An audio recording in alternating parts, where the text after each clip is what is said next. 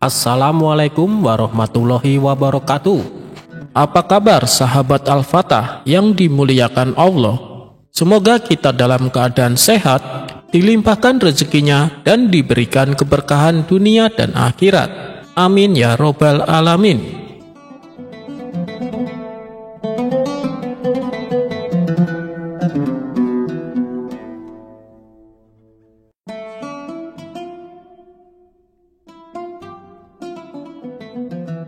Diceritakan, ada seorang pemuda yang soleh. Dia rajin beribadah dan mengikuti majelis ilmu setiap selesai sholat maghrib. Ketekunannya dalam beribadah serta menuntut ilmu membuat sang iblis tidak menyukainya. Berbagai macam cara godaan yang dilakukan iblis tidak membuat si pemuda terperangkap masuk ke dalam jebakannya. Ia tetap rajin mengikuti majelis ilmu setiap sehabis sholat maghrib. Hingga suatu saat iblis memakai cara tipu muslihat yang luar biasa. Ia menyamar sebagai malaikat di hadapan si pemuda. Kala itu saat si pemuda hendak menunaikan sholat maghrib, iblis yang menyamar sebagai malaikat mencegatnya di tengah jalan. "Wahai pemuda, maukah kau ikut aku?" kata iblis menawarkan.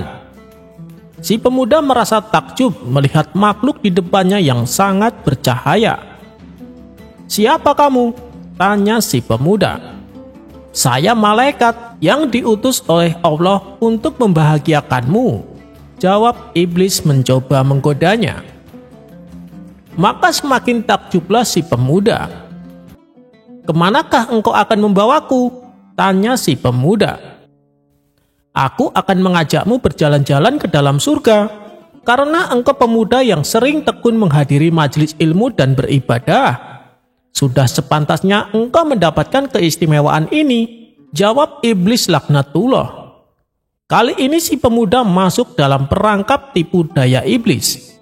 Ia pun dibawa oleh iblis ke suatu tempat yang disulapnya seperti surga. Si pemuda diajak jalan-jalan mengelilingi taman surga nan indah, di mana di situ terdapat sungai yang berupa madu dan susu. Saking terpesona dengan semua yang dilihatnya, tak terasa waktu telah menjelang tengah malam. Iblis yang menyamar sebagai malaikat berkata, "Wahai pemuda, ini sudah menjelang malam, sekarang waktunya untuk pulang." Iblis pun mengantarkan pemuda sampai di depan rumahnya. Sebelum berpisah, pemuda itu berkata, "Sebenarnya aku masih belum puas berada di surga. Maukah engkau mengajakku lagi?" tanya si pemuda. Iblis pun menjawab, "Aku bisa mengajakmu setiap hari sebelum waktu maghrib, tapi ada syaratnya. Kamu tidak boleh menceritakan hal ini kepada siapapun." "Baik, saya tidak akan menceritakan kepada siapapun," kata si pemuda berjanji. Esok harinya, menjelang waktu maghrib, iblis yang menyamar jadi malaikat kembali menjemput si pemuda dan mengajaknya ke dalam surga khayalan tipu daya iblis. Dan begitulah seterusnya, sampai si pemuda kini tak lagi mengikuti jamaah maghrib dan menghadiri majelis ilmu. Suatu hari gurunya mendatangi rumah si pemuda untuk menanyakan keadaannya. "Wahai anakku, mengapa kini engkau tak lagi menghadiri majelis ilmu? Apakah engkau sedang sakit?" tanya gurunya. "Maaf guru, saya sekarang tidak bisa lagi menghadiri majelis ilmu. Saya bisa menghadirinya kalau selain ba'da waktu maghrib," jawab si pemuda. Sang guru yang mampu membaca isi batin si pemuda mulai curiga, tapi ia tetap tersenyum. "Apa alasanmu tidak bisa hadir?" tanya gurunya kembali. "Maaf, saya tidak bisa mengatakan karena ini rahasia. Aku sudah berjanji untuk tidak menceritakan kepada siapapun," jawab si pemuda. "Wahai anakku, aku ini gurumu. Ceritakanlah kepadaku," pinta gurunya. Si pemuda akhirnya bercerita bahwa setiap menjelang maghrib, ia diajak oleh malaikat masuk ke dalam surga. Mendengar itu sang guru hanya tersenyum meskipun ia tahu bahwa yang mengajak si pemuda bukanlah malaikat, melainkan iblis laknatullah. Tapi sang guru tidak langsung menceritakan yang sesungguhnya. Dikhawatirkan si pemuda akan membantahnya dan tidak akan lagi mempercayai gurunya, yang justru akan berakibat si pemuda menjauhi gurunya. Maka berkatalah sang guru kepada si pemuda, "Wahai anakku, jika malaikat tersebut mengajakmu ke sana lagi, tinggallah engkau di sana dan jangan mau keluar. Surga itu tempat yang kekal. Bukankah surga adalah tujuan akhir dari kehidupan manusia?" ujar gurunya. Si pemuda sejenak terdiam, kemudian ia berkata, "Tetapi aku takut, guru." "Kenapa harus takut? Surga itu tempat kesenangan. Percayalah padaku, malaikat tersebut tidak akan mencelakakanmu. Katakan padanya bahwa engkau ingin tetap di surga dan tak mau keluar," kata sang guru berpesan. Keesokan harinya, saat menjelang maghrib seperti biasa, iblis menjemput si pemuda di depan rumahnya dan mengajaknya masuk ke surga khayalan tipu daya iblis. Si pemuda melihat banyak pemandangan yang menakjubkan. Ia juga disuguhi berbagai macam kenikmatan. Hingga tak terasa waktu telah menunjukkan tengah malam.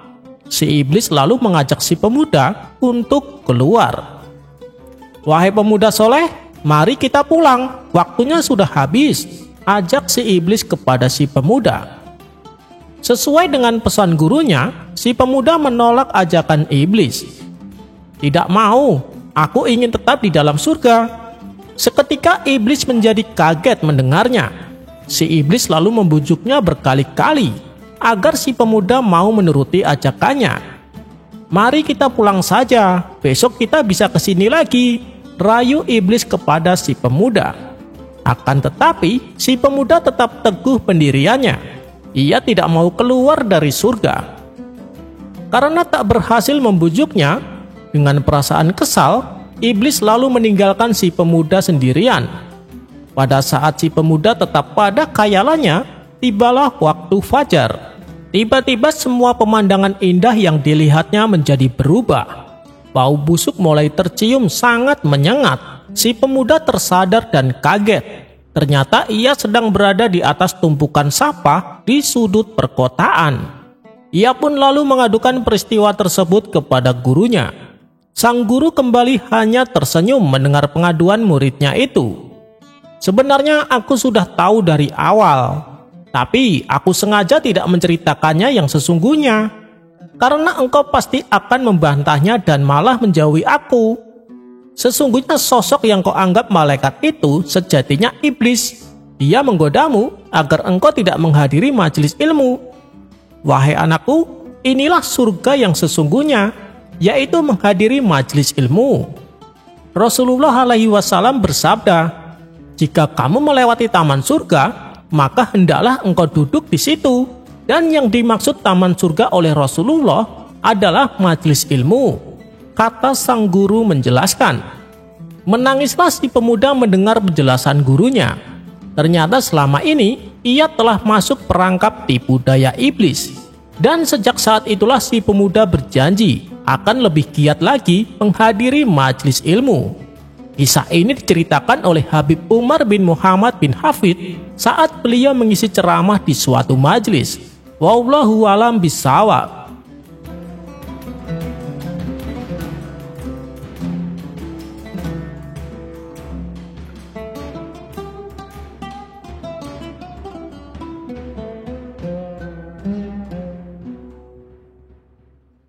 Suatu pagi, Abu Nawas terlihat berjalan menuju istana. Akan tetapi, secara tidak sengaja di tengah perjalanan, Abu Nawas berpapasan dengan Baginda Raja.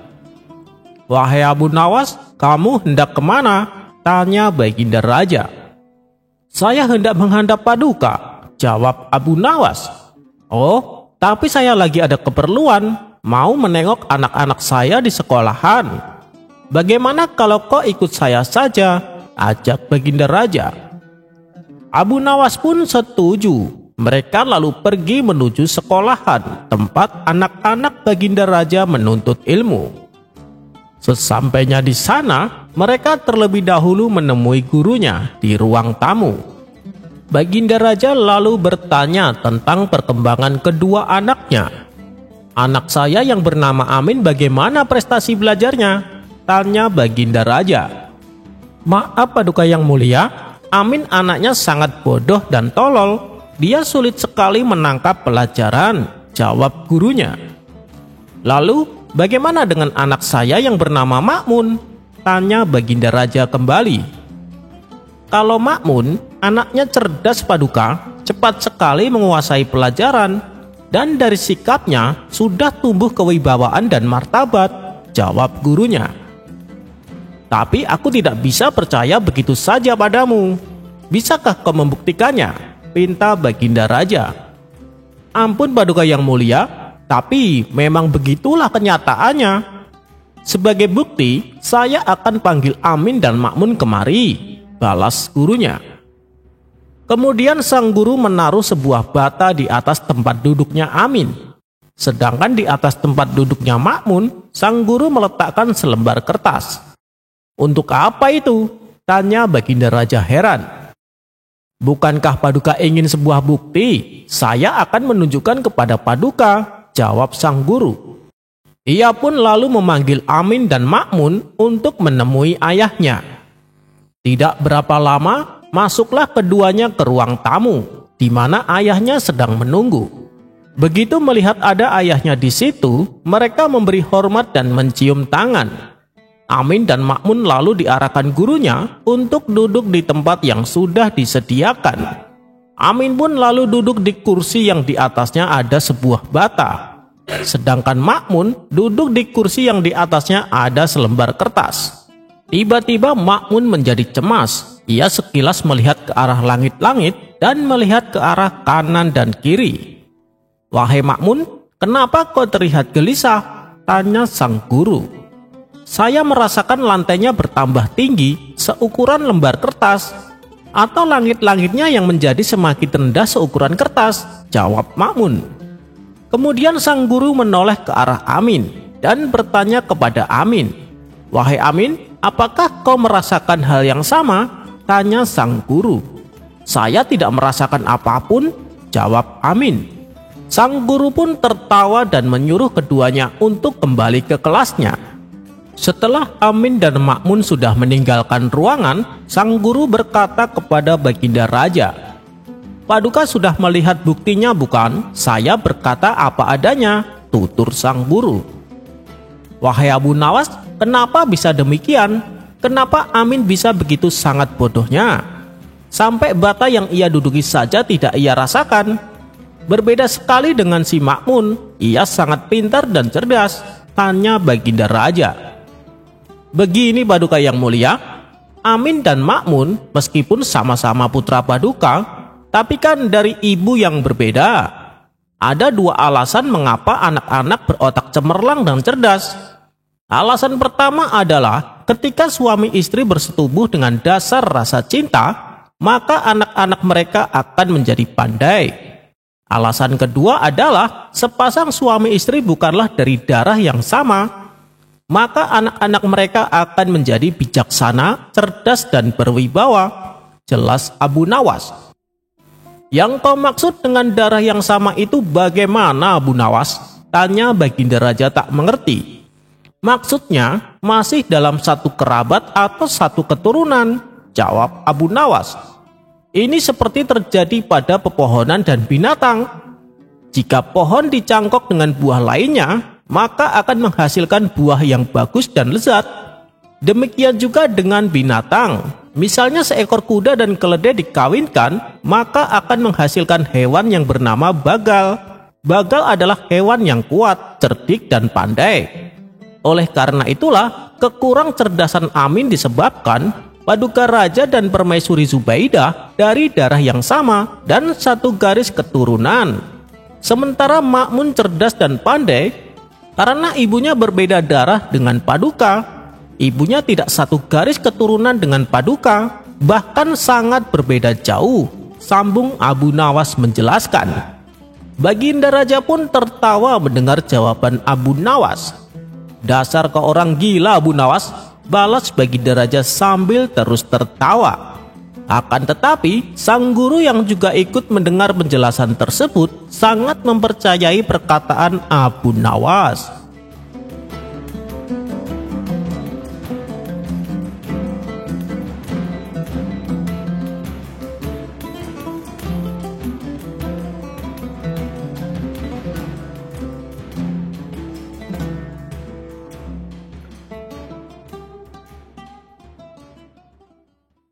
Dikisahkan, Baginda Raja sedang mengalami kebingungan.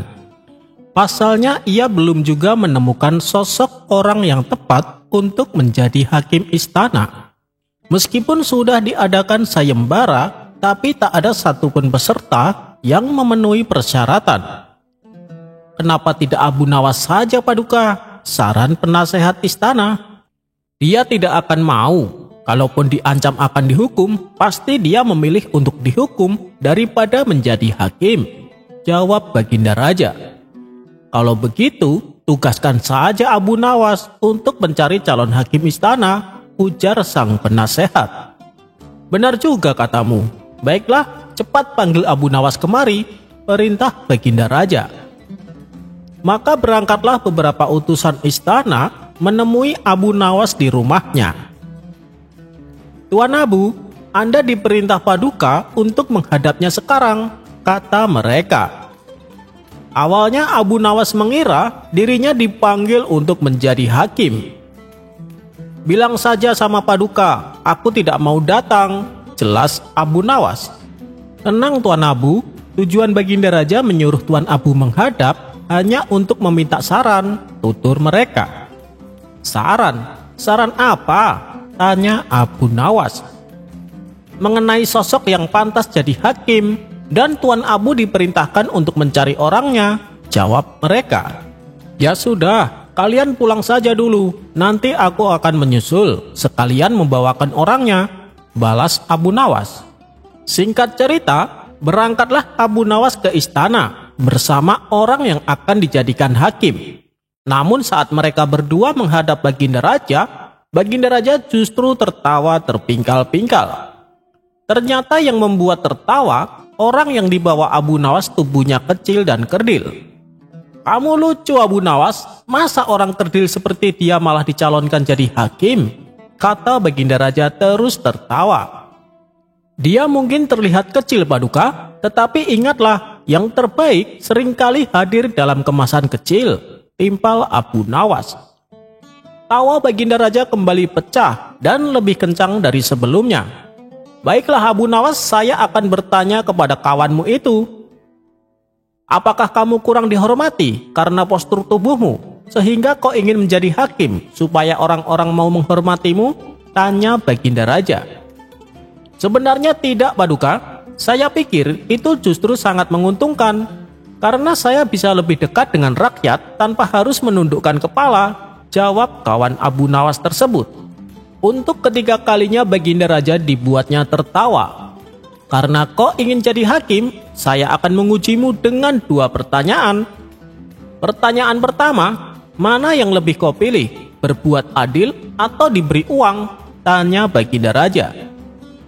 Saya memilih diberi uang Paduka, jawab kawan Abu Nawas. Sontak Baginda Raja kaget mendengarnya. Kamu ini aneh, dari sekian banyak peserta yang ikut sayembara, rata-rata mereka menjawab pilih berbuat adil. Kenapa kau malah pilih sebaliknya?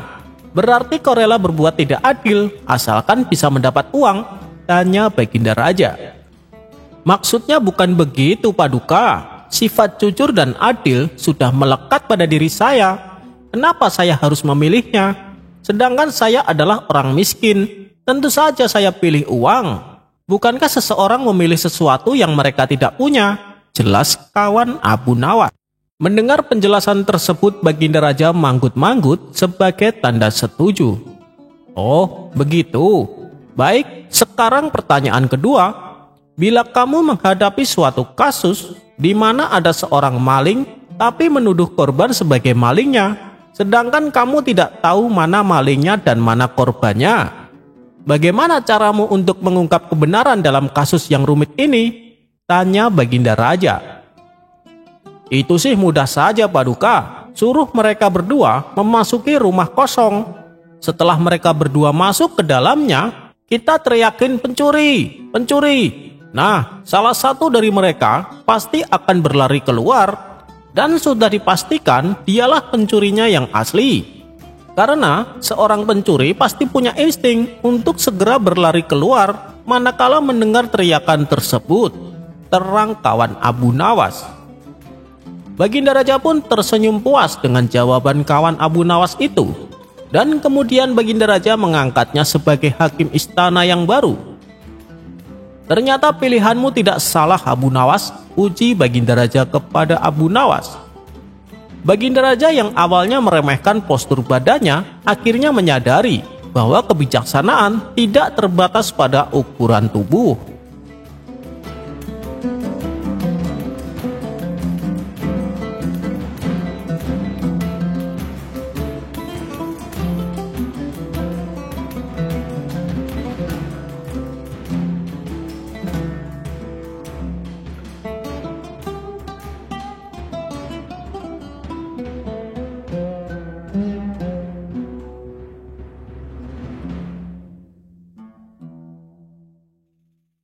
Abu Nawas, buktikan fitnah lebih kejam dari pembunuhan. Kisah Abu Nawas memang selalu bikin ketawa. Pada suatu hari, ketika sedang duduk bersama kawan-kawannya, ia kemudian memberi sebuah nasihat tentang bahaya fitnah. Dalam ajaran agama Islam, dijelaskan bahwa fitnah lebih kejam dari pembunuhan. Kemudian, salah seorang kawan bertanya kepada Abu Nawas, "Wahai Abu Nawas, bukannya fitnah hanya dilakukan oleh mulut, tidak mengakibatkan cacat, tidak pula mengeluarkan luka yang dapat mengeluarkan darah, tapi kenapa dianggap lebih kejam dari pembunuhan?" ujar salah seorang kawannya.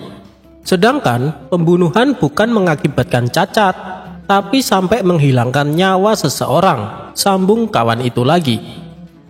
Abu Nawas pun menjawab bahwa dampak yang ditimbulkan dari fitnah sangatlah besar, bahkan bisa mengakibatkan peperangan.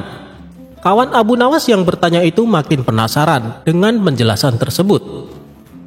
"Masa sih Abu Nawas? Bisakah kau buktikan ucapanmu itu? Aku tidak pernah mendengar kisah tentang bahayanya sebuah fitnah," tanya kawan Abu Nawas.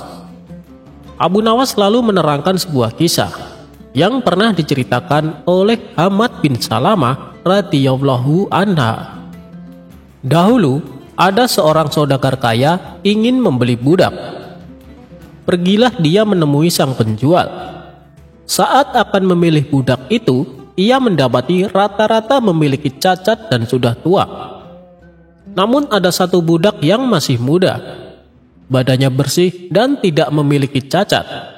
"Aku mau budak yang itu saja," kata saudagar kaya tersebut kepada si penjual. "Apa tuan yakin? Dia memang masih muda dan tidak cacat. Tapi dia adalah budak yang suka fitnah," tutur si penjual. Akan tetapi, saudagar kaya itu tidak menghiraukan himbauan dari penjual tadi. Ia tetap membeli budak tersebut. Baru beberapa hari bekerja dengan saudagar kaya itu, budak itu mulai melakukan kebiasaannya, yaitu menebar fitnah. Budak itu mendatangi istri saudagar kaya.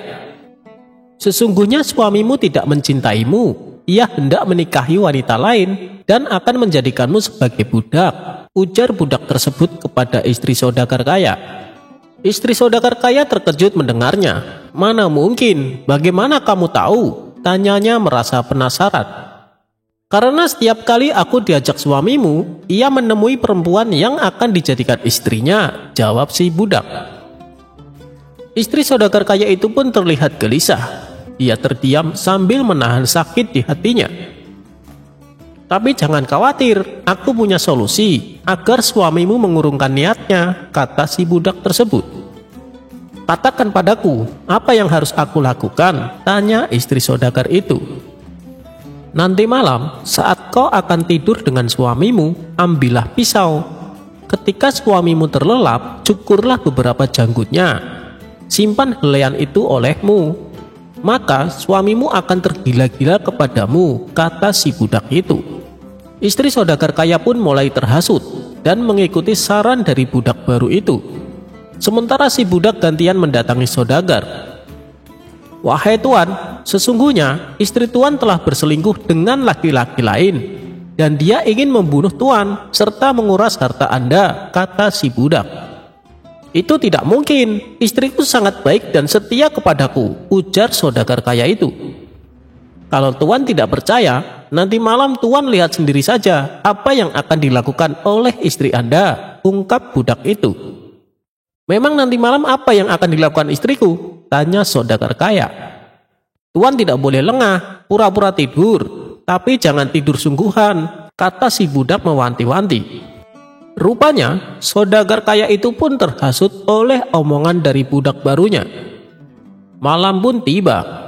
Saudagar kaya mengikuti instruksi yang disarankan budaknya tersebut. Saudagar kaya itu pun pura-pura tidur. Sang istri menghampiri dengan membawa sebilah pisau. Saat istrinya akan mencukur janggut saudagar itu, ternyata saudagar mengira sang istri akan membunuhnya. Ia langsung merebut pisau itu dan menancapkannya ke tubuh sang istri. Istri saudagar pun tewas di tangannya sendiri. Kematian istrinya itu pun membuat pihak keluarga dari istrinya tidak terima. Apalagi tuduhan perselingkuhan kepada mendiang istrinya ternyata tidak terbukti. Akhirnya, pihak keluarga istri saudagar kaya itu pun membunuh saudagar tersebut. Namun, pihak keluarga dari saudagar kaya itu ternyata tidak terima juga, karena saudagar meninggal dengan cara yang keji, sehingga menyulut peperangan antara dua kubu keluarga itu, yaitu pihak keluarga istri dan pihak keluarga suami. Sedemikian kejinya perbuatan fitnah itu, karena sangatlah membahayakan, sehingga dari kisah ini kawan-kawan Abu Nawas dapat memahami bahaya dari sebuah fitnah.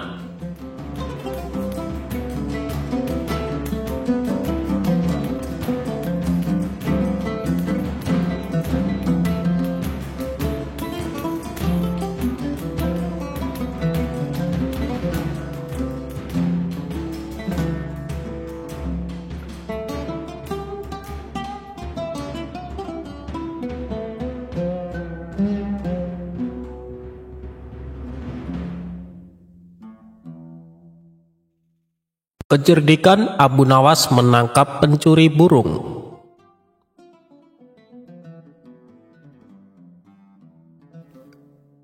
Pada suatu hari, Abu Nawas bertamu ke rumah sahabatnya yang bernama Hamid. Melihat kehadiran Abu Nawas, Hamid langsung menyambutnya dengan sukacita. "Wahai sahabatku, sudah lama kita tidak bertemu," kata Hamid sambil memeluk Abu Nawas. Mereka berdua lalu duduk dan ngobrol panjang lebar. Di sela-sela obrolannya, Abu Nawas melihat burung milik Hamid yang berada di dalam sangkar. "Wah, sekarang kamu suka pelihara burung ya, Mid? Burungnya bagus sekali," tanya Abu Nawas. "Ya Abu, sekedar untuk mengusir kejenuhan. Sudah banyak yang menawar dengan harga tinggi, tapi tidak aku berikan," jawab Hamid. "Loh, kenapa? Kan kamu dapat untung besar," tanya Abu Nawas heran. "Saya sendiri suka dengan burung itu, Abu Nawas. Sayang kalau sampai dijual," balas Hamid. Setelah waktu menjelang sore, Abu Nawas pun pamit pulang kepada sahabatnya. "Jangan sungkan-sungkan, seringlah main ke sini ya, Abu Nawas," ucap si Hamid. "Insya Allah sahabatku," balas Abu Nawas. Beberapa hari kemudian, burung si Hamid hilang dicuri. Hal itu membuat Hamid sedih. Ia bertanya kepada orang-orang, tapi tidak ada satupun yang mengetahuinya. Kemudian Hamid membuat sayembara. Barang siapa yang bisa menunjukkan pencuri burungnya akan diberi imbalan hadiah uang yang banyak. Lagi-lagi usahanya ini menemui jalan buntu, sebab tidak ada satu orang pun yang bisa membantunya. Solusi terakhir yang ia tempuh adalah dengan meminta bantuan sahabatnya. Siapa lagi kalau bukan Abu Nawas? Maka pergilah Hamid ke rumah Abu Nawas. Sesampainya di sana, Hamid menceritakan masalah yang menimpa dirinya. "Apakah kamu punya dugaan siapa kira-kira yang mencuri burungmu?" tanya Abu Nawas. "Yang jelas orang dekat Abu Nawas, bisa jadi tetangga saya, mungkin juga kawan saya. Tapi saya tidak berani sembarangan menuduh," jawab si Hamid. Sejenak Abu Nawas terdiam. Ia terus memikirkan cara untuk menemukan pelakunya. Tidak lama kemudian muncullah ide cemerlang dari Abu Nawas. "Aku punya ide. Undang semua orang-orang terdekatmu, ajak mereka makan siang di rumahmu," perintah Abu Nawas. Mendengar itu, Hamid pun kaget. Untuk apa Abu Nawas? Bisa jadi di antara mereka adalah pencurinya, tanya Hamid. "Jika kau ingin tahu pelakunya, turuti saja perkataanku. Jangan banyak bertanya. Biarkan aku yang bekerja," ucap Abu Nawas menegaskan. "Baiklah Abu Nawas, saya serahkan urusan ini sepenuhnya kepadamu," balas Hamid mengiyakan. Keesokan harinya, Hamid melaksanakan rencana Abu Nawas. Ia mengundang orang-orang terdekatnya. Mereka adalah tetangga Hamid dan kawan-kawan Hamid. Setelah semuanya berkumpul, mereka disuguhi hidangan makan siang. Ketika semua bercengkrama sambil menikmati hidangan makan siang, tiba-tiba Abu Nawas berdiri dan berkata, "Apakah kalian tahu kenapa kita diundang?" katanya. Mereka menjawab, "Untuk makan-makan Abu Nawas." "Ya, selain itu, dalam rangka apa sebenarnya kita diundang?" Abu Nawas kembali bertanya. Salah satu dari mereka berceletuk, "Dalam rangka pencurian burungnya si Hamid." Spontan para hadirin tertawa mendengar perkataan tersebut. "Tepat sekali, sebenarnya Hamid sudah tahu pelakunya," ucap Abu Nawas. "Apakah kalian siap untuk bersumpah bahwa kalian tidak mengambil burungnya Hamid?" tantang Abu Nawas. Suasana yang tadinya penuh gelap tawa mendadak berubah menjadi tegang. "Jangan tegang begitu dong, saya hanya bercanda," ucap Abu Nawas sambil tertawa untuk meredakan suasana. "Begini kawan-kawan, untuk apa pakai sumpah-sumpahan? Karena sebenarnya saya dan Hamid melihat pelakunya. Dia ada di sini bersama kalian." Mendengar hal itu, orang-orang yang berkumpul di rumah Hamid menjadi penasaran. "Siapa orangnya? Kami ingin tahu," tanya mereka. "Tidak perlu aku sebutkan, nanti biar aku yang akan bicara kepadanya di lain waktu," tutur Abu Nawas. Jawaban Abu Nawas membuat mereka tidak terima. Mereka protes dan berkata, "Tidak bisa Abu Nawas, kami harus mengetahuinya sekarang juga. Kami akan menghukum dan mengusirnya." Situasi pun semakin memanas, dan ini sesuai dengan rencana Abu Nawas. "Tidak perlu kalian lakukan itu. Cukup dia merasakan kepanikan dan rasa takut saja," balas Abu Nawas berpura-pura meredakan suasana. Mereka tetap saja tidak puas dengan jawaban Abu Nawas. Akhirnya mereka memilih bertanya kepada Hamid. "Hei Hamid, beritahu kami siapa pelakunya," sesak mereka. Hamid pun menjawab sesuai dengan arahan Abu Nawas. "Ya, memang saya dan Abu Nawas sudah mengetahui pelakunya. Namun aku kira Abu Nawas bertindak dengan bijak. Jadi biarkan dia yang atur." Jawaban Hamid malah membuat mereka semakin emosi. "Kami tidak akan meninggalkan rumah ini sebelum kami mengetahui siapa pelakunya," kata mereka serempak. "Baiklah, jika kalian masih bersikeras ingin mengetahuinya, saya akan menyebutkan ciri-cirinya. Pencuri itu ialah lelaki yang di kepalanya terdapat sehelai bulu burung," ucap Abu Nawas menjelaskan. Para hadirin akhirnya senang. Mereka saling melirik satu sama lain. Namun ada satu orang yang nampak tegang. Dia menaruh tangannya di atas kepala dan mulai meraba-raba rambutnya untuk mencari sehelai bulu burung. Di saat itulah Abu Nawas langsung berteriak dan menunjuk orang tersebut. "Dia pelakunya, dia yang telah mencuri burungnya Hamid." Orang itu tidak bisa mengelak, terpaksa ia mengakui perbuatannya. Singkat cerita, burung Hamid akhirnya bisa ditemukan. Sebagai rasa terima kasihnya, Hamid memberikan sejumlah uang kepada Abu Nawas.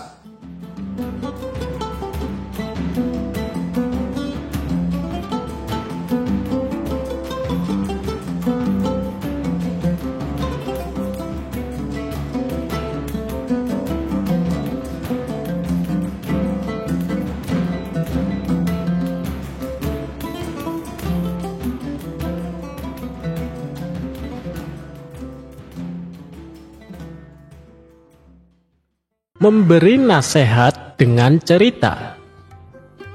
Di warung tempat Abu Nawas nongkrong, salah satu kawannya terlihat murung karena sedang dirundung masalah.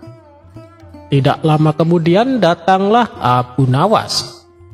Melihat ada kawannya yang sedang murung, Abu Nawas merasa iba. Ia pun segera menghampiri kawannya tersebut. "Hei, kawan, sepertinya engkau sedang ada masalah ya? Coba ceritakan padaku," kata Abu Nawas membuka percakapan. Kawannya itu lalu menceritakan permasalahan yang sedang dihadapinya. Sebagai seorang sahabat, Abu Nawas lalu mencoba menghibur dengan sebuah cerita. Ia menceritakan kisah lucu tentang seorang anak petani. Setelah mendengar cerita Abu Nawas yang lucu itu, temannya tersebut langsung tertawa terpingkal-pingkal. "Terima kasih Abu Nawas, kau telah menghiburku sehingga beban pikiranku menjadi plong," kata kawannya kepada Abu Nawas. Hari berikutnya, saat Abu Nawas datang ke warung lagi, ia kembali mendapati kawannya yang kemarin sedang termenung seorang diri. "Hei, kawan, kamu kenapa lagi?" tanya Abu Nawas sambil menghampirinya. "Aku sedang dilanda masalah, Abu Nawas," jawab kawannya sedih. "Ada masalah apa lagi yang sedang menimpamu?" tanya Abu Nawas kembali. Kawannya itu kembali mengeluh kepada Abu Nawas akan masalah yang sedang dialaminya. Ternyata masalahnya sama seperti yang kemarin, pikir Abu Nawas. Meski demikian, Abu Nawas tetap mencoba menghibur kawannya itu. Abu Nawas kembali menceritakan cerita lucu yang seperti kemarin, yaitu tentang seorang anak petani. Temannya itu masih sempat tertawa dengan kisah lucu yang Abu Nawas ceritakan. Dan hari selanjutnya, Abu Nawas kembali mendapati kawannya sedang melamun sendirian di warung. Saat ditanya Abu Nawas, apa masalahnya? Ternyata masalahnya yang dihadapi sama seperti kemarin. Abu Nawas pun kembali menghiburnya dengan cerita lucu yang sama. Tapi kali ini kawannya hanya diam saja. "Loh, kenapa tidak tertawa?" tanya Abu Nawas. Kawannya itu pun menjawab, "Sebab cerita lucu yang kamu bawakan sama seperti yang kemarin. Kalau diulang-ulang terus ya lucunya sudah tidak terasa, Abu Nawas." Mendengar jawaban tersebut, Abu Nawas hanya tersenyum. Ia pun lalu berkata kepada kawannya, "Jika kamu tak bisa tertawa berulang-ulang dengan cerita lucu yang sama, lantas mengapa kamu selalu mengeluh berulang-ulang dengan masalah yang sama? Padahal jika kamu mensyukuri apa yang ada, niscaya kamu tidak akan selalu mengeluh dengan masalah yang sama." Mendengar nasihat Abu Nawas itu, kawannya pun tersadar. Yang harus ia lakukan bukannya mengeluh, akan tetapi harus memperbanyak rasa syukur.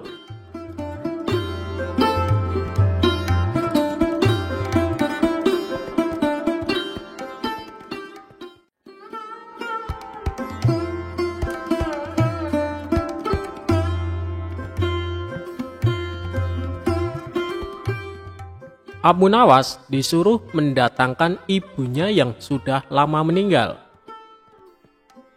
Kisah ini dimulai pada saat Baginda Raja sudah lama tidak bertemu dengan Abu Nawas. Hal tersebut membuat Baginda Raja merasa galau dengan keadaan kerajaan yang sepi dan sunyi tanpa kehadiran Abu Nawas.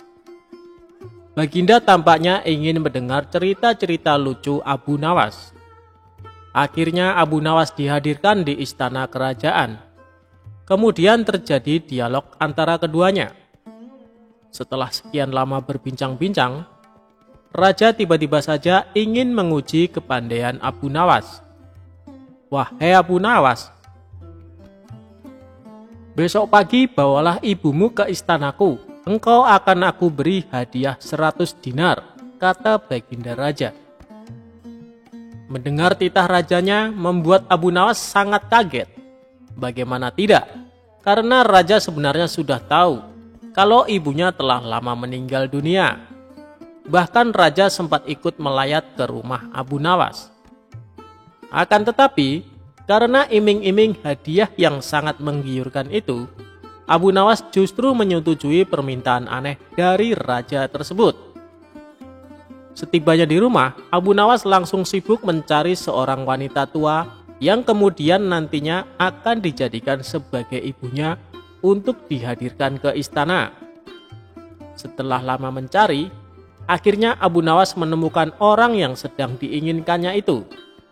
Abu Nawas lalu menjelaskan maksudnya kepada perempuan tersebut. Abu Nawas berjanji akan membagi hadiah kepada wanita itu dengan adil. Tanpa berpikir panjang, perempuan itu menyetujui permintaan Abu Nawas. Keesokan harinya, pagi-pagi sekali Abu Nawas sudah sampai ke istana. Abu Nawas menuju istana sambil menggendong seorang perempuan tua. "Wahai Abu Nawas, itukah ibumu?" tanya Baginda Raja. "Benar tuanku yang mulia, ini adalah ibuku. Beliau sudah tua dan kakinya lemah, sehingga hamba harus menggendongnya ke istana," tutur Abu Nawas. "Apakah engkau ibu Abu Nawas? Ingat ya, kalau bohong maka akan kuhukum dirimu," tanya raja kepada perempuan tua tersebut. Begitu mendengar ucapan rajanya, perempuan itu terlihat sangat ketakutan. Sehingga perempuan itu membuat pengakuan yang sebenarnya jika semua itu adalah sandiwara Abu Nawas untuk mendapatkan hadiah dari Baginda Raja. Mendengar penjelasan dari wanita tua itu membuat Baginda Raja tertawa kegirangan. Baginda akan menghukum Abu Nawas dengan 100 kali pukulan sebagai hukumannya. "Karena engkau berjanji kepadaku akan membawa ibumu ke istana, aku juga berjanji akan memberimu hadiah 100 dinar. Namun sangat disayangkan, kali ini engkau tidak bisa memenuhi janjimu, sehingga engkau harus dihukum dengan 100 kali pukulan," kata Baginda Raja. Abu Nawas yang dari tadi hanya diam, sekarang ia dalam posisi terdesak. Ia segera memutar otaknya agar terhindar dari hukuman. Tak lama setelah itu, ia sudah menemukan cara ampuh untuk lepas dari hukuman tersebut. "Wahai tuanku yang mulia, sebelumnya hamba sudah berjanji dengan perempuan tua itu akan membagikan hadiah yang akan Paduka berikan dengan sama rata. Karena sekarang hamba dihukum 100 kali pukulan, jadi yang 50 pukulan saya terima, sedangkan yang 50 pukulan lagi tolong diberikan kepada perempuan tersebut," kata Abu Nawas. Dalam hati Baginda bergumam, jangankan dipukul 50 kali, dipukul 1 kali saja perempuan tua ini tidak akan mampu berdiri. Akhirnya Baginda mengambil keputusan bahwa uang yang 50 dinar diberikan kepada perempuan tua itu. Dalam keadaan tersebut Abu Nawas menyela rajanya. "Ampun beribu ampun Paduka, jika ibuku telah mendapat hadiah dari Paduka, tidak adil kiranya kalau anaknya ini dilupakan begitu saja," protes Abu Nawas. Baiklah, ini bagian untukmu," kata raja sambil memberikan 50 dinar kepada Abu Nawas.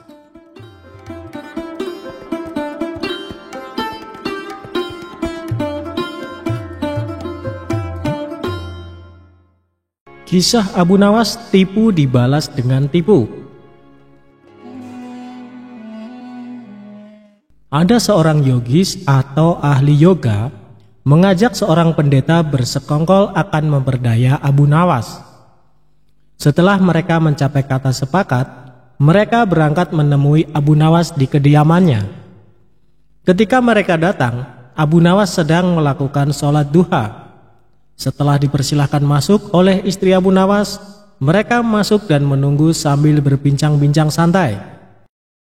Seusai sholat, Abu Nawas menyambut mereka. Abu Nawas dan para tamunya bercakap-cakap sejenak. "Kami sebenarnya ingin mengajak engkau melakukan pengembaraan suci. Kalau engkau tidak keberatan, bergabunglah bersama kami," kata ahli yoga. "Dengan senang hati. Lalu kapan rencananya?" tanya Abu Nawas polos. "Besok pagi," kata pendeta. "Baiklah, kalau begitu kita bertemu di warung teh besok," kata Abu Nawas menyanggupi. Hari berikutnya mereka berangkat bersama. Abu Nawas menggunakan jubah seorang sufi, ahli yoga dan pendeta memakai seragam keagamaan mereka masing-masing. Di tengah jalan mereka mulai diserang rasa lapar karena mereka memang sengaja tidak membawa bekal. "Hei Abu Nawas, bagaimana kalau engkau saja yang mengumpulkan derma guna membeli makanan untuk kita bertiga? Karena kami akan mengadakan kebaktian," kata pendeta. Tanpa banyak bicara, Abu Nawas berangkat mencari dan mengumpulkan derma dari dusun satu ke dusun yang lain. Setelah derma terkumpul, Abu Nawas membeli makanan yang cukup untuk 3 orang. Abu Nawas kembali ke pendeta dan ahli yoga dengan membawa makanan. Karena sudah tak sanggup menahan rasa lapar, Abu Nawas berkata kepada mereka, "Mari segera kita bagi makanan ini sekarang juga," kata Abu Nawas. "Jangan sekarang, kami sedang berpuasa," kata ahli yoga. "Tetapi aku hanya menginginkan bagianku saja, sedangkan bagian kalian terserah pada kalian," kata Abu Nawas menawarkan jalan keluar. "Aku tidak setuju, kita harus seiring seirama dalam berbuat apapun," kata pendeta. "Betul, aku pun tidak setuju karena waktu makanku besok pagi. Besok pagi aku baru akan berbuka," kata ahli yoga. "Bukankah aku yang engkau jadikan alat pencari derma? Dan derma itu sekarang telah kutukarkan dengan makanan ini. Sekarang kalian tidak mengizinkan aku mengambil bagian sendiri. Itu tidak masuk akal," kata Abu Nawas mulai merasa jengkel. Namun begitu pendeta dan ahli yoga tetap bersikeras tidak mengizinkan. Abu Nawas mengambil bagian yang menjadi haknya. Abu Nawas penasaran, ia mencoba sekali lagi meyakinkan kawan-kawannya agar mengizinkan ia memakan bagiannya. Tetapi mereka tetap saja menolak. Abu Nawas benar-benar merasa jengkel dan marah. Namun Abu Nawas tidak memperlihatkan sedikitpun kejengkelan dan kemarahannya. "Bagaimana kalau kita mengadakan perjanjian?" kata pendeta kepada Abu Nawas. "Perjanjian apa?" tanya Abu Nawas. "Kita adakan lomba. Barang siapa di antara kita bermimpi paling indah, maka ia akan mendapat bagian yang terbanyak. Dan yang kedua lebih sedikit. Dan yang terburuk akan mendapat paling sedikit," pendeta itu menjelaskannya. Abu Nawas setuju. Ia tidak memberi komentar apa-apa. Malam semakin larut, embun mulai turun ke bumi. Pendeta dan ahli yoga mulai mengantuk dan tidur. Abu Nawas tidak bisa tidur, ia hanya berpura-pura tidur. Setelah merasa yakin kawan-kawannya sudah terlelap, Abu Nawas menghampiri makanan itu. Tanpa berpikir 2 kali, Abu Nawas memakan habis makanan itu hingga tidak tersisa sedikit pun. Setelah merasa kekenyangan, Abu Nawas baru bisa tidur.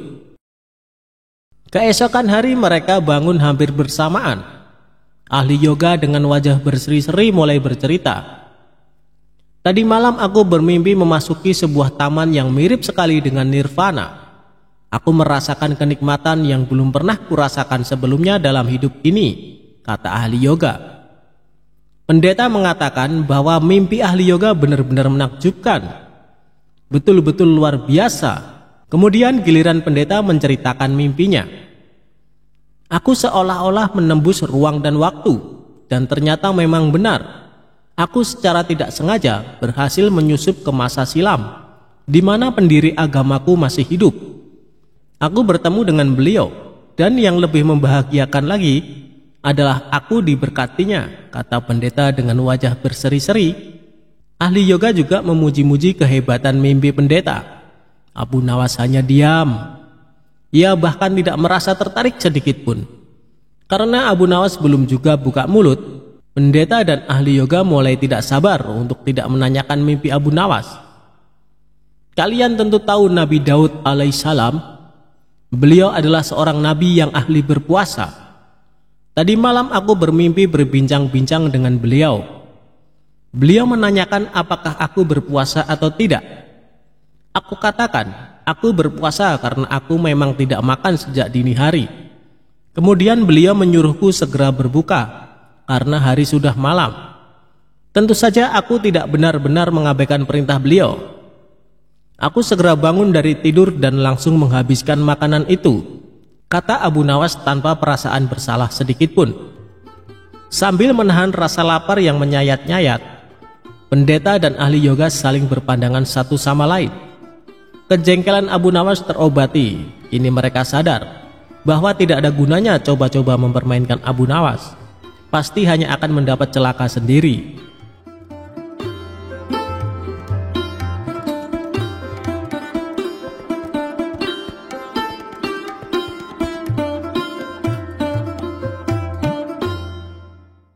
Abu Nawas bikin panci jadi beranak.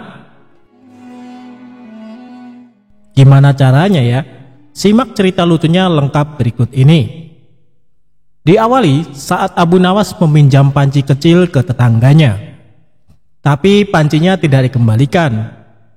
Sampai-sampai tetangganya itu menagihnya.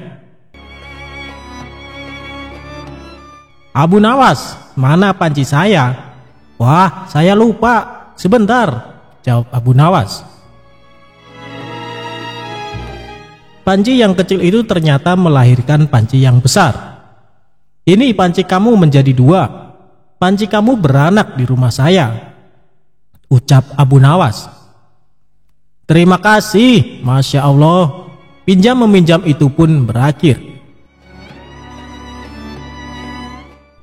Meski tidak masuk akal, tetangganya menerima begitu saja. Dia tidak mempermasalahkan karena merasa diuntungkan.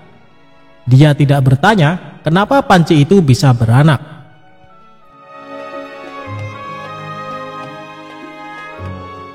Selang beberapa waktu, Abu Nawas meminjam panci lagi ke tetangga yang sama. Ketika meminjamkan yang kedua kali, tetangga berharap panci itu akan beranak lagi. Inilah gambaran akal manusia kalau tidak dibina. Manusia yang katanya berakal itu akan menerima yang menguntungkan dan akan mengakali. Tepat, tetangga itu meminjamkan pancinya lagi. Abu Nawas lagi-lagi lama tidak mengembalikan. Akhirnya, si tetangga mendatangi Abu Nawas. Abu Nawas, mana pancinya? Kok lama? Tanya dia. Tetangganya membayangkan kalau kemarin anak pancinya satu. Berarti kalau lebih lama begini, anaknya bisa 2 atau 3. Tapi dia malah mendapat jawaban berbeda dari Abu Nawas. Innalillahi wa innalillahi roji'un. Panci kamu meninggal di rumah saya, jawab Abu Nawas. Enggak mungkin panci meninggal. Mana ada panci meninggal, ucap sang tetangga dengan marah-marah. Inilah manusia. Kalau yang menguntungkan diterima. Kalau yang tidak menguntungkan, jawab Abu Nawas. Tetangganya menyahut. Mana mungkin panci bisa meninggal? Kamu pikir panci bisa beranak? Kenapa waktu panci beranak kamu enggak berkomentar? Tapi ketika panci mati, kamu berkomentar, tanya balik Abu Nawas. Inilah manusia. Kalau menguntungkan, pura-pura tidak bermasalah. Kalau merugikan, mulailah dia menggunakan akal, kesadaran, atau kewarasannya. Lanjutnya.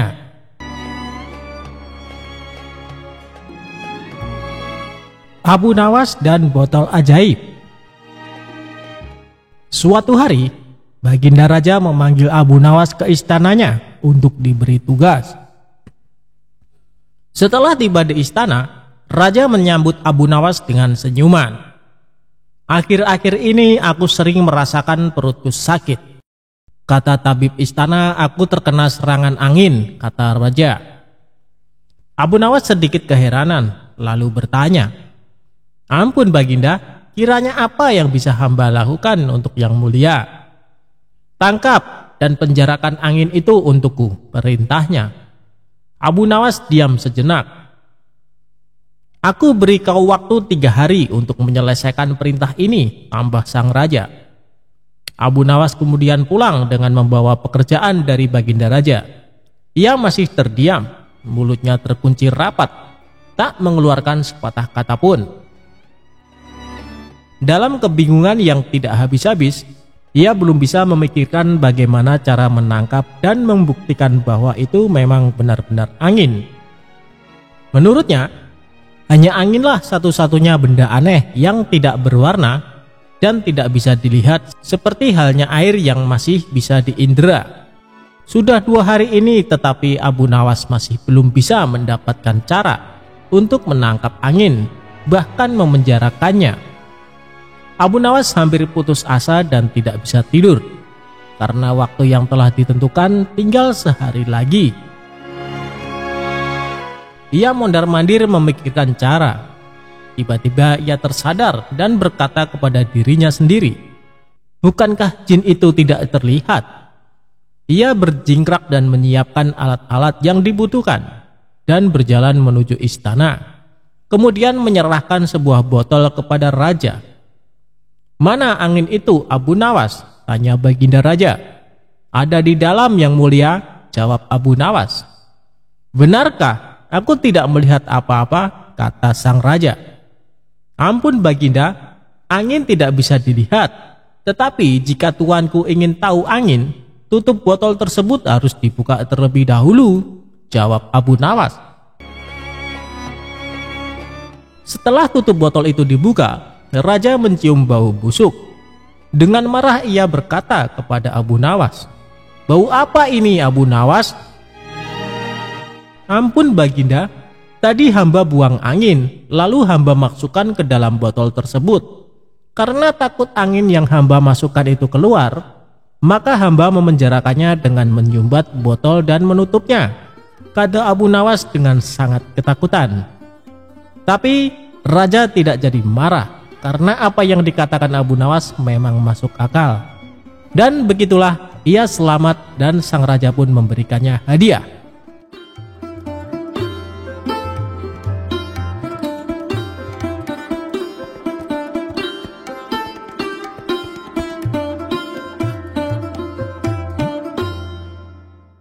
Abu Nawas dengan saudagar Mesir.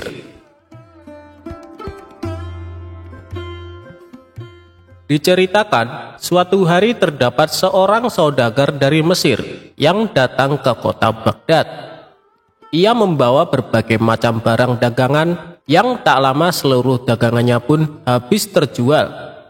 Sehingga saudagar tersebut berkemas untuk pulang ke negaranya. Namun, karena belum mendapat tumpangan kapal yang siap berlabuh, maka ia terpaksa untuk tinggal beberapa hari di Baghdad. Sembari menunggu labuhnya kapal, sang saudagar pun sedikit bersenang-senang menikmati keindahan kota Baghdad. Pada suatu malam, sang saudagar bermimpi menikahi seorang gadis anak dari penghulu. Dalam mimpi tersebut, ia juga telah memberikan seserahan perkawinan kepada pengantin wanita. Keesokan harinya ia lantas menceritakan mimpinya kepada teman-temannya yang lambat laun. Cerita tersebut terdengar di seluruh penjuru kota Baghdad, hingga terdengarlah di telinga sang penghulu Baghdad. Setelah mendengar kabar yang tersebar luas tersebut, maka sang penghulu cepat-cepat mendatangi saudagar Mesir dan bertanya, "Wahai saudagar, apa benar kau telah bermimpi menikahi anakku? Jika memang benar, engkau harus menyerahkan seserahan sesuai dengan di mimpimu itu." Sang saudagar pun menjawab, "Apa yang engkau ucapkan memang benar, wahai penghulu. Namun hal itu hanyalah sebuah mimpi saja. kenyataannya saya tidak pernah menikahi putrimu." Mendengar jawaban sang saudagar, penghulu pun langsung marah. Lantas ia merampas seluruh harta benda sang saudagar, sembari mengucapkan, "Seluruh harta bendamu ini sebenarnya tak akan cukup untuk menjadikanmu menikah dengan anakku." Seluruh harta benda sang saudagar langsung ia bawa pulang dan hanya menyisakan pakaian yang menempel di badan. Apa yang menimpa sang saudagar tak satupun orang yang menolong, bahkan tak ada yang menggubrisnya. Pada suatu hari, sang saudagar datang kepada sang istri untuk meminta tolong karena ia telah tak memiliki satupun uang dan harta. Ia ceritakanlah hal yang telah menimpanya pada saat di kota Baghdad. Sang istri pun sangat sedih dan kasihan dengan apa yang telah menimpa sang suami, sehingga dibawalah sang suami kepada Abu Nawas untuk meminta bantuan kepadanya. Sesampainya di rumah Abu Nawas, sang istri saudagar lantas menceritakan apa yang telah menimpa suaminya tersebut dan meminta Abu Nawas untuk menolong suaminya tersebut. Abu Nawas pun menyanggupinya, janji akan melaporkan masalah sang saudagar kepada Baginda Raja.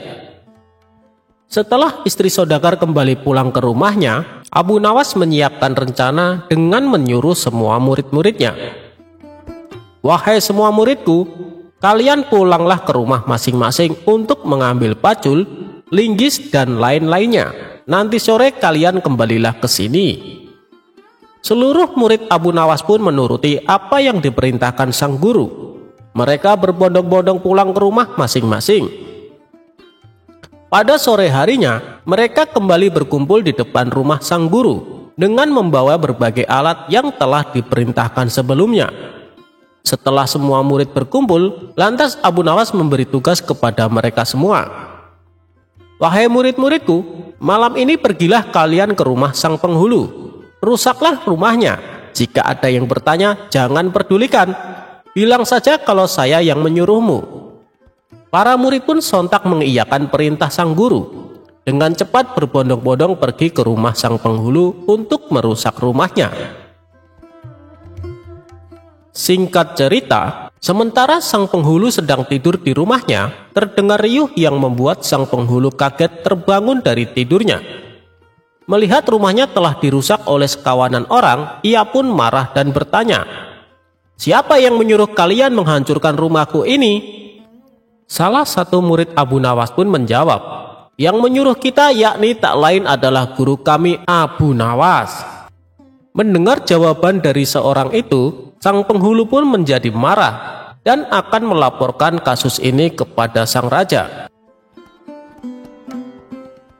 Keesokan pagi harinya, sang penghulu menghadap sang raja guna meminta pertanggungjawaban dari Abu Nawas yang telah menyuruh para muridnya untuk merusak rumahnya.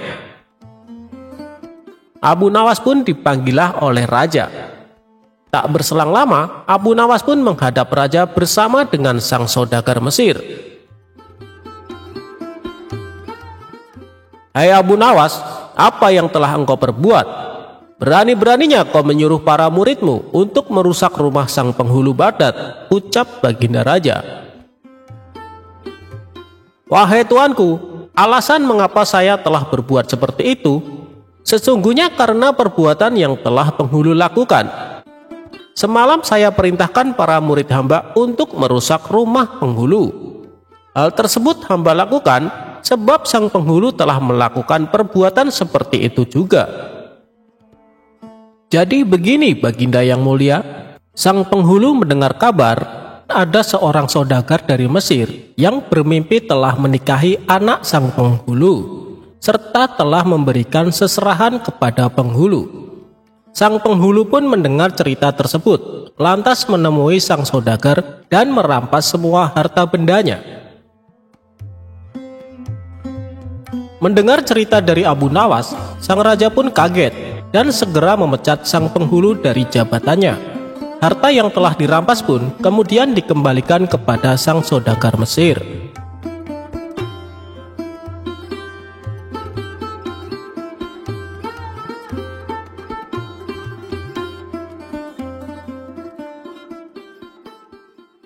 Abu Nawas dapat hadiah melimpah.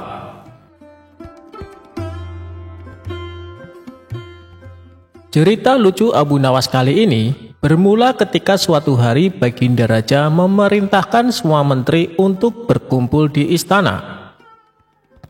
Setelah semua bawahannya itu berkumpul, Baginda Raja lalu menyampaikan maksudnya. Kalian semua aku undang ke sini karena ada beberapa hal yang ingin aku sampaikan.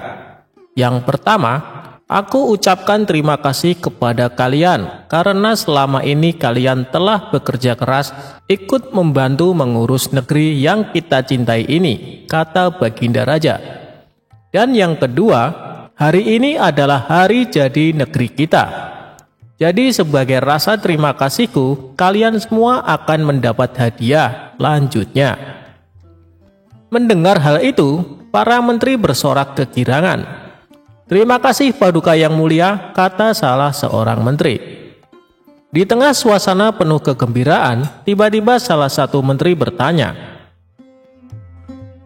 Paduka yang mulia, bukankah Abu Nawas juga sering membantu menangani masalah yang ada di negeri kita ini?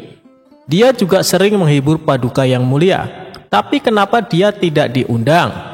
Seketika Baginda Raja tersadar bahwa dirinya hampir saja melupakan seseorang yang sangat dikagumi akan kecerdikannya.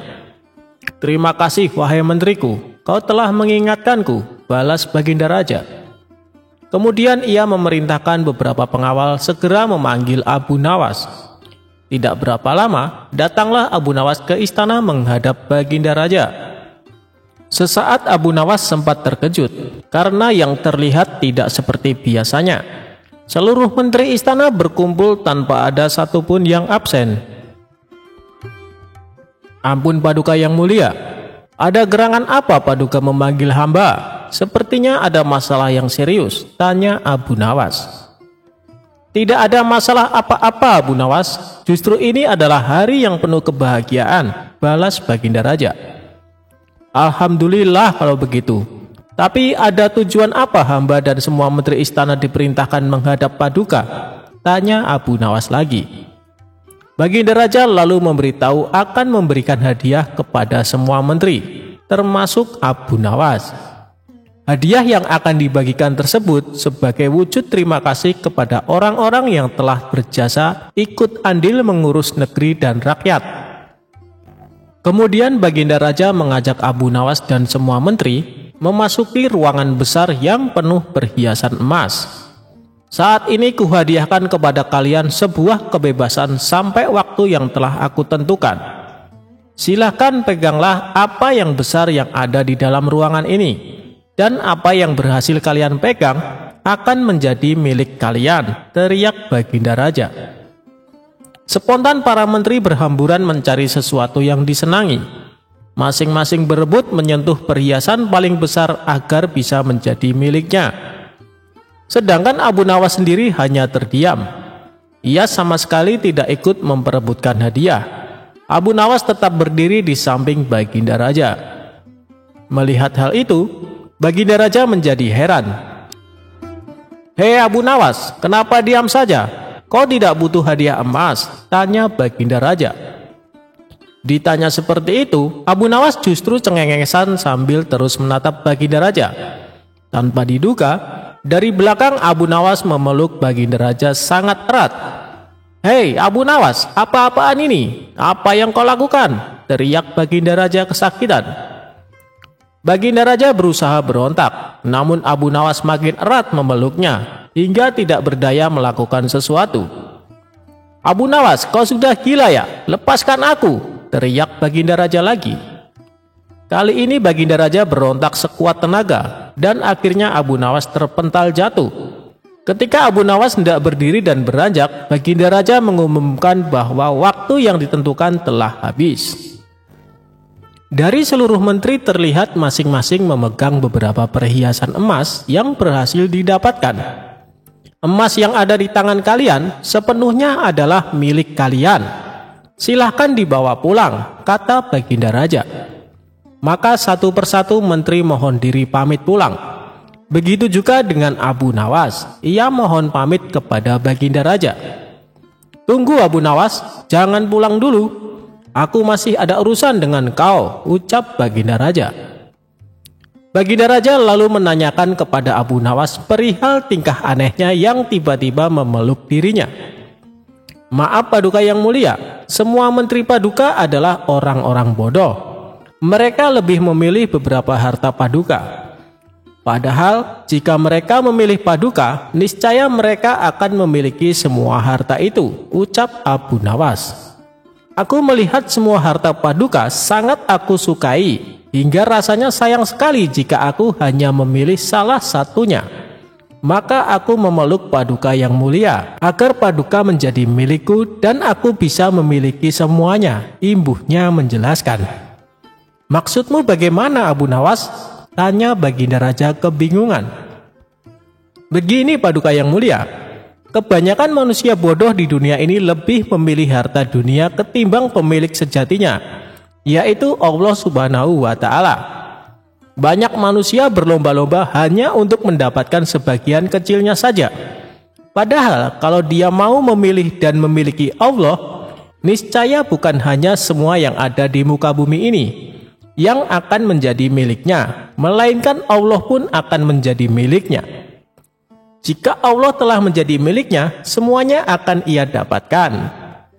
Itulah alasan saya kenapa hamba memeluk Paduka. Dengan begitu, hamba telah memiliki Paduka. Jadi semua yang Paduka miliki kini menjadi milikku juga, termasuk istana dan harta seisinya," papar Abu Nawas sambil cengengesan. "Kamu memang cerdik Abu Nawas," puji Baginda Raja. Maka sebagai hadiahnya, Baginda Raja mempersilahkan Abu Nawas untuk memilih sendiri. Ia mempersilahkan Abu Nawas mengambil hadiah sebanyak yang diinginkan. Akhirnya, tanpa bersusah payah, Abu Nawas bisa mendapatkan hadiah emas yang lebih banyak daripada menteri-menteri istana.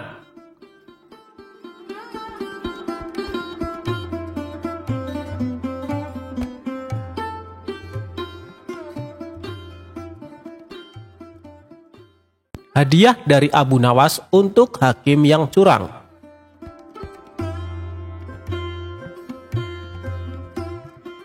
Sewaktu-waktu kerajaan sedang dalam keadaan genting. Hakim yang dikenal adil baru saja meninggal. Sang raja telah mengajukan hakim pengganti, namun ternyata perilakunya sangat tidak adil. Abu Nawas sebagai pribadi yang kritis akhirnya langsung turun tangan menyelesaikan urusan negaranya itu. Abu Nawas tidak mau jika kerajaan yang menjadi tempat berdiskusi dengan Baginda Raja menjadi tempat kemaksiatan dan ketidakadilan. Abu Nawas yang mengetahui negaranya sedang diterpa darurat krisis akhirnya turut prihatin. Ia berinisiatif untuk menyadarkan para hakim itu dengan caranya sendiri. Hingga pada sewaktu-waktu, Abu Nawas mendatangi seorang hakim untuk mengurus suatu perjanjian.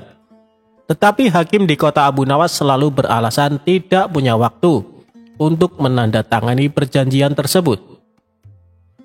Kondisi ini terus berlangsung terus-menerus, hingga Abu Nawas menarik kesimpulan bahwa sang hakim minta disuap. Namun Abu Nawas mengetahui bahwa suap menyuap merupakan sesuatu yang diharamkan oleh agama. Maka dari itu, Abu Nawas memutuskan untuk melemparkan keputusan kepada si hakim sendiri.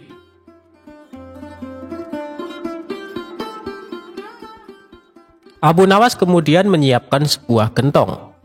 Gentong tersebut diisi dengan kotoran sapi hingga hampir penuh. Kemudian di atas gentong tersebut diolesi mentega. Tak menunggu waktu lama, gentong itu segera dibawa ke hadapan sang hakim. Namun saat Abu Nawas menghampirinya, sesuatu yang aneh terjadi. Tiba-tiba saja kesibukan sang hakim langsung hilang dan memiliki waktu untuk menuliskan tanda tangannya pada surat perjanjian Abu Nawas. "Wahai Tuan Hakim, apakah boleh saya memberi gentong mentega itu sebagai ganti tanda tangan Tuan?" tanya Abu Nawas mengelabui. Sang hakim menjawab sambil mengamati gentong itu. "Ah, engkau jangan terlalu dalam memikirkannya," kata si hakim dengan sedikit tersenyum. Tak lama setelah itu, hakim tersebut lantas mencolek sedikit mentega dengan ujung jarinya lalu mencicipi. "Wah, enak sekali mentega ini," kata sang hakim. "Memang betul, Tuan, sesuai dengan ucapan Tuan. Jangan terlalu dalam mencolek menteganya," jawab Abu Nawas. Abu Nawas kemudian segera meninggalkan kantor sang hakim setelah mendapatkan tanda tangan si hakim. Beberapa saat setelah itu, sang hakim pulang dengan hati yang riang gembira karena mendapat satu gentong berisikan mentega itu. Setibanya di rumah, sang hakim memanggil istri dan anak-anaknya untuk makan bersama. Pada mulanya mereka sekeluarga sangat menikmati mentega itu. Tetapi begitu lapisan mentega itu habis, mereka mulai memakan kotoran sapi. "Aduh, apa ini? Baunya kok sangat busuk seperti kotoran hewan," kata hakim. Hakim lantas teringat perkataan Abu Nawas. Setelah berpikir panjang, ia baru sadar bahwa semua itu adalah ulah si Abu Nawas yang ingin menyadarkannya untuk meninggalkan praktek suap menyuap. Tampaknya ia merasa bersalah atas sikapnya selama ini. Hingga keesokan harinya, ia mendatangi rumah Abu Nawas dan meminta maaf atas kekilapannya selama ini.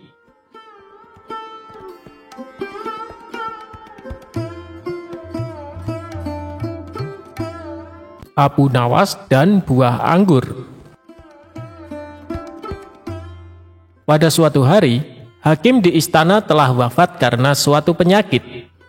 Raja menyuruh orang yang dikenalnya menjadi hakim baru di istana. Semua orang mengira hakim tersebut akan kejam dan bengis kepada para rakyat. Tak lama kemudian, hakim baru datang ke istana. Beberapa rakyat yang melihat hal tersebut pun datang ke istana dengan membawakan buah sebagai tanda selamat. Hakim bertanya kepada seluruh rakyat yang datang, "Di mana Abu Nawas?" "Kami tidak tahu, Tuan Hakim," jawab salah satu rakyat. Kemudian, setelah selesai dari istana, beberapa orang memberitahu Abu Nawas mengenai hakim baru. Setelah mengetahui hal tersebut, Abu Nawas pergi ke istana dengan membawa buah-buahan di atas nampan. Sayangnya, ketika di jalan semua buahnya jatuh menggelinding. Abu Nawas berusaha mengambil semua buah-buahannya. Karena cukup kesal dan lelah, Abu Nawas memakan semua buah-buahan hingga tersisa satu butir buah. Satu butir buah tersebut dibawanya ke istana. Dan hakim baru yang melihat Abu Nawas menyambutnya dengan hangat. Kemudian Abu Nawas mempersembahkan satu butir buah yang dia bawa. Dengan hal itu, ternyata hakim malah senang. "Meskipun hadiahmu sederhana, kamu berhak menerima hadiah yang besar dariku," ucap hakim. Hakim kemudian meminta prajurit untuk memberikan satu kantong uang yang banyak. Abu Nawas senang dengan pemberian hakim baru. Kemudian dia kembali pulang ke rumah. Sesampainya di rumah, Abu Nawas menceritakan semuanya kepada istrinya. Setelah diberitahu, istrinya menyarankan Abu Nawas untuk memberikan buah yang lebih banyak lagi kepada hakim agar mendapatkan uang yang banyak. Keesokan harinya, Abu Nawas membawa buah nanas di keranjang yang telah dia persiapkan. Saat di jalan, Abu Nawas bertemu dengan temannya. "Kamu mau kemana, Abu Nawas?" tanya temannya. "Aku mau ke istana bertemu dengan Tuan Hakim," jawab Abu Nawas. "Apakah nanas yang kau bawa itu untuk Tuan Hakim?" tanya temannya. "Ya, tentu," kata Abu Nawas. Teman Abu Nawas menyarankan dia untuk memberikan buah anggur saja agar lebih pantas diterima oleh hakim baru. Abu Nawas setuju dengan saran temannya. Kemudian dia pergi ke pasar untuk membeli anggur terbaik di sana. Akhirnya sampailah Abu Nawas ke istana dan hakim baru menyambutnya dengan hangat. Setelah mengetahui buah yang dibawa Abu Nawas, hakim sangatlah marah. "Kamu tahu kan saya paling benci dengan buah anggur," ucapnya penuh dengan emosi. Kemudian hakim meminta prajurit untuk melempari buah anggur ke Abu Nawas. Ketika dilempari buah anggur, Abu Nawas malah berkata, "Alhamdulillah." Mendengar ucapan Abu Nawas berkali-kali, hakim merasa heran. Kemudian dia bertanya kepada Abu Nawas, "Abu Nawas, kenapa kamu terus mengucapkan Alhamdulillah ketika dilempari buah anggur?" tanya hakim. "Begini Tuan Hakim, awalnya aku ingin membawa 1 keranjang buah nanas untuk Tuan Hakim. Untungnya ada temanku yang menyarankan untuk membawa buah anggur saja. Bayangin coba kalau buah nanas yang dilemparkan bisa benjol kepala saya," jawab Abu Nawas cengengesan. Mendengar jawaban Abu Nawas, hakim terpingkal-pingkal mendengarnya. Kemudian dia diperbolehkan kembali pulang ke rumah.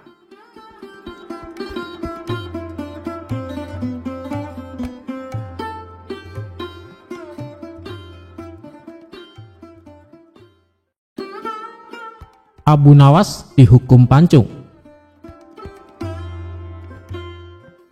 Cita-cita atau obsesi menghukum Abu Nawas sebenarnya masih bergolak. Namun Baginda merasa kehabisan akal untuk menjebak Abu Nawas. Seorang penasehat kerajaan kepercayaan Baginda Raja menyarankan agar Baginda memanggil seorang ilmuwan ulama yang berilmu tinggi untuk menandingi Abu Nawas.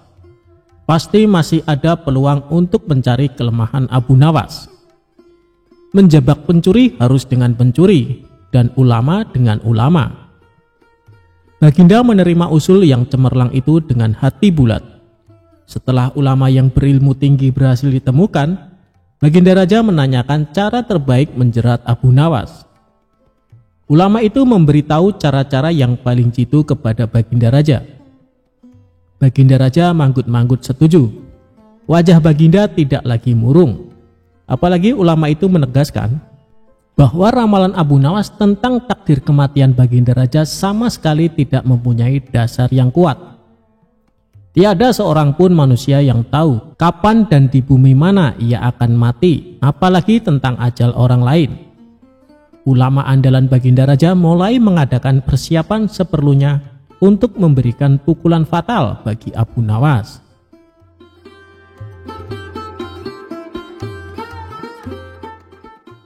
Siasat pun dijalankan sesuai rencana. Abu Nawas terjerembab ke pangkuan siasat sang ulama. Abu Nawas melakukan kesalahan yang bisa menghantarnya ke tiang gantungan atau tempat pancungan. Benarlah peribahasa yang berbunyi, sepandai-pandai tupai melompat pasti suatu saat akan terpleset juga. Kini Abu Nawas benar-benar mati kutu. Sebentar lagi ia akan dihukum mati karena jebakan sang ilmuwan ulama. Benarkah Abu Nawas sudah keok? Kita lihat saja nanti.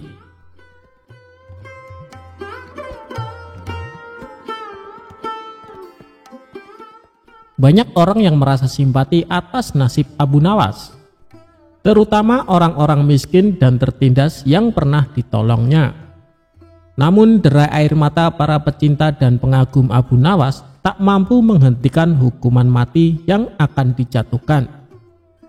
Baginda Raja benar-benar menikmati kemenangannya. Belum pernah Baginda terlihat seriang sekarang. Keyakinan orang banyak bertambah mantap. Hanya satu orang yang tetap tidak yakin bahwa hidup Abu Nawas akan berakhir setragis ini, yaitu istri Abu Nawas. Tidak ada yang tidak mungkin bagi Allah yang maha gagah, dan kematian adalah mutlak urusannya.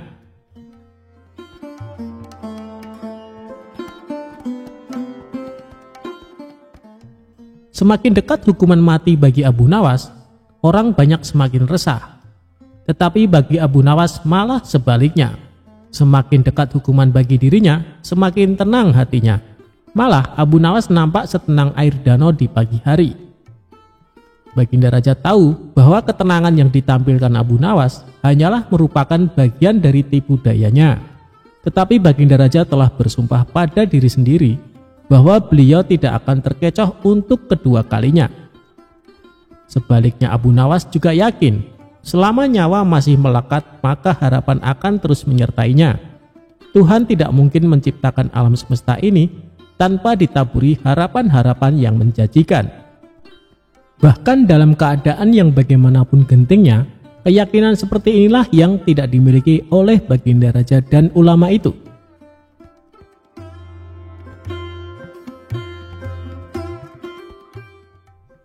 Seketika suasana menjadi hening sewaktu Baginda Raja memberi sambutan singkat tentang akan dilaksanakan hukuman mati atas diri terpidana mati Abu Nawas. Kemudian tanpa memperpanjang waktu lagi, Baginda Raja menanyakan permintaan terakhir Abu Nawas.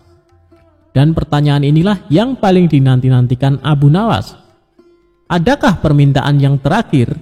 Ada Paduka Yang Mulia, jawab Abu Nawas singkat. Sebutkan, kata Baginda.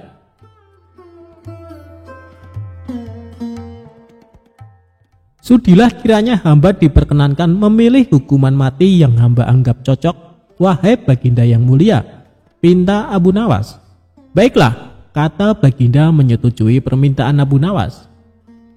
Paduka Yang Mulia, yang hamba pinta adalah bila pilihan hamba benar, hamba bersedia dihukum pancung. Tetapi jika pilihan hamba dianggap salah, maka hamba dihukum gantung saja, kata Abu Nawas memohon. Engkau memang orang yang aneh. Dalam saat-saat yang amat genting pun engkau masih sempat bersenda gurau. Tetapi ketahuilah, bagiku segala tipu muslihatmu hari ini tak akan bisa membawamu kemana-mana, kata Baginda Raja. Hamba tidak bersenda gurau, Paduka Yang Mulia, kata Abu Nawas bersungguh-sungguh. Baginda makin terpingkal-pingkal.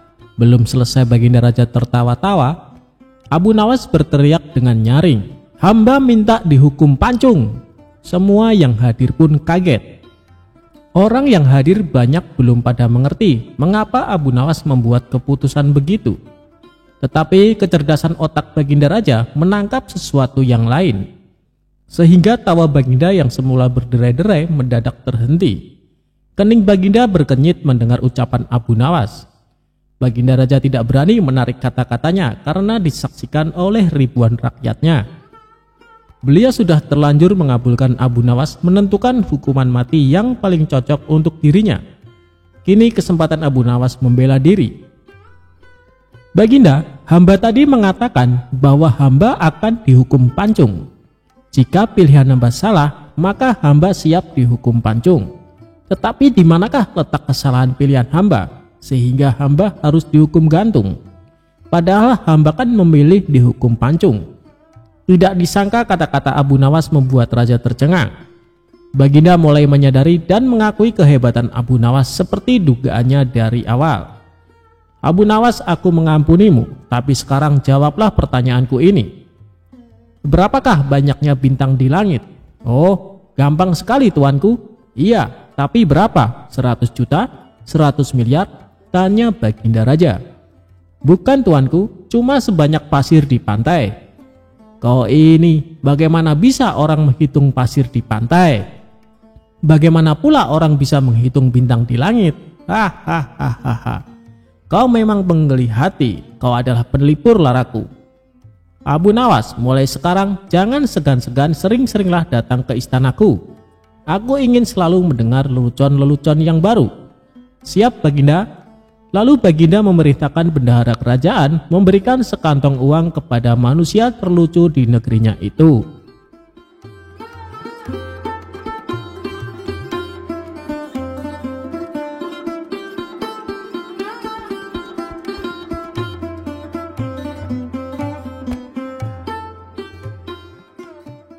Kecerdikan Abu Nawas, selesaikan persoalan pembagian kambing.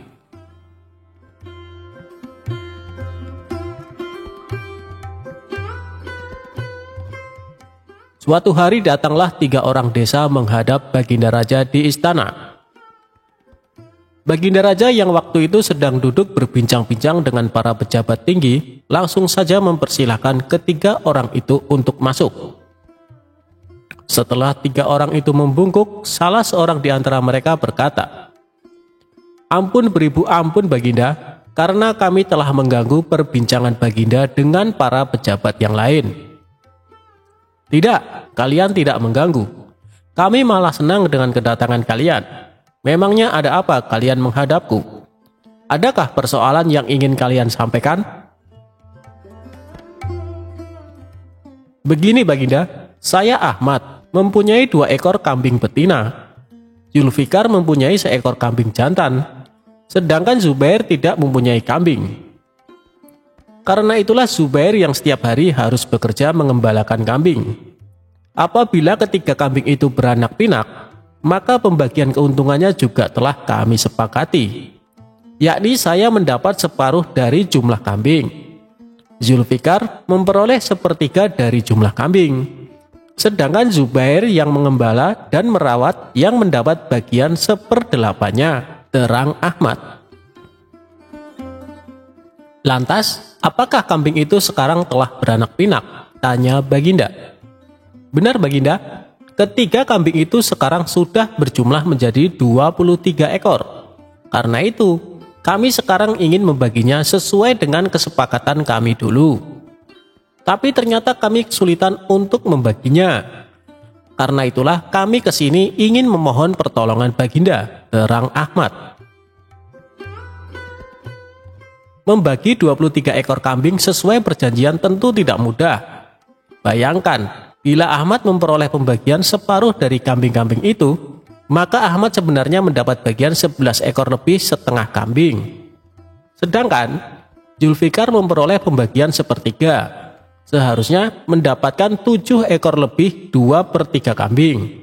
Sementara Zubair mendapatkan 1/8-nya, yang berarti 2 ekor kambing lebih 7/8 kambing. Baginda Raja tampaknya berpikir keras untuk memecahkan masalah tersebut. Bahkan para pejabat yang hadir di tempat tersebut juga tak sanggup memecahkan masalah tersebut. Karena orang yang hadir di tempat tersebut tak ada yang bisa memecahkan masalah itu, akhirnya Baginda Raja terpikir untuk mengundang Abu Nawas yang cerdik untuk ke istana. Setelah Abu Nawas sampai di istana, ia pun langsung bertanya masalah yang terjadi. Mereka bertiga kemudian menceritakan ulang kronologi kebingungan tersebut. Wah, itu masalah kecil Baginda. Insya Allah saya akan membantu mencarikan jalan keluarnya, kata Abu Nawas. Tolong bawakan kambing itu masuk semuanya. Setelah ke-23 ekor kambing tersebut dituntun masuk istana, Abu Nawas lalu menghitung kembali jumlah kambingnya. Sesudah kambing itu dihitung dan benar jumlahnya 23 ekor, Abu Nawas lantas berpikir keras untuk menemukan solusi dari masalah pelik tersebut. Tak lama kemudian, izinkan saya meminjam kambing Baginda, seekor saja, kata Abu Nawas. Nah, sekarang saatnya saya akan membagi kambing tersebut sesuai dengan porsi kalian saat perjanjian, kata Abu Nawas setelah menambahkan kambing milik Baginda Raja. Ahmad yang berhak memperoleh separuh kambing, maka boleh mengambil 12 ekor. Sedangkan engkau Zulfikar, yang memperoleh bagian 1/3-nya, maka boleh mengambil 8 ekor, kata Abu Nawas memerintah. Terakhir Zubair, yang memperoleh bagian 1/8-nya, maka engkau berhak mengambil bagian 3 kambing. Sisa 1, karena saya tadi meminjam 1 ekor kambing milik Baginda Raja, maka ini saya kembalikan lagi kambing tersebut. Masing-masing telah mendapatkan bagiannya. Mereka pun berterima kasih dan kembali ke kediamannya masing-masing. Perkara yang sulit itu akhirnya dapat ditemukan solusinya berkat kecerdasan Abu Nawas. Meskipun dalam hal ini ada yang dirugikan, namun mereka semua senang. Akhirnya Abu Nawas memperoleh hadiah uang emas dari Baginda Raja berkat kecerdikannya. Jika dicermati, ada yang salah atau kurang pas dari pembagian kambing tersebut. Coba seberapa telitikah sobat sekalian sehingga tahu letak kesalahannya.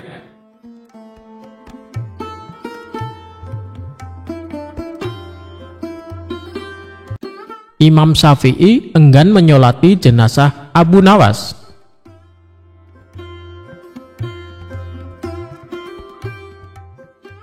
Abu Nawas dengan nama lengkap Abu Ali Al-Hasan bin Hani Al-Hakimi dikenal sebagai seorang penyair Arab yang sangat lihai. Namun di berbagai belahan dunia, Abu Nawas dikenal sebagai seorang sosok yang lucu, kocak alias jenaka. Abu Nawas juga sangat cerdik saat menghadapi raja dan memecahkan teka-teki yang belum ada jawabannya. Abu Nawas adalah seorang sufi yang paham Al-Quran dan hadis, tetapi dia menampakkan tingkah konyol dan kontroversi. Dia hidup di masa Raja Harun ar-Rasyid dari dinasti Abbasiyah, sekaligus hidup di masa Imam Syafi'i. Masa muda Abu Nawas dikenal sebagai pemabuk yang gemar minum khamar, bahkan dijuluki penyair khamar. Imam Syafi'i kurang suka dengan sikap Abu Nawas karena dianggap tidak mencerminkan seorang muslim.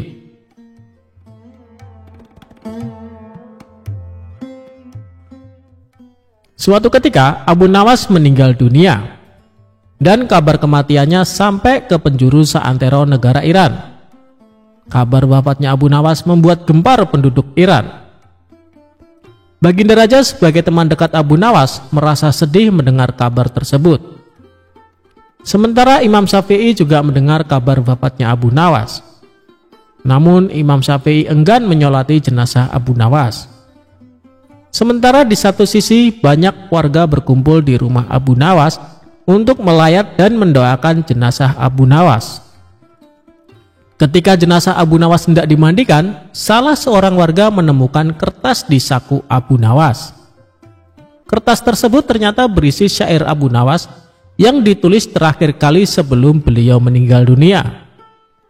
Adapun isi syair tersebut sebagai berikut. Wahai Tuhanku, dosaku terlalu besar dan banyak, tapi aku tahu bahwa ampunanmu lebih besar.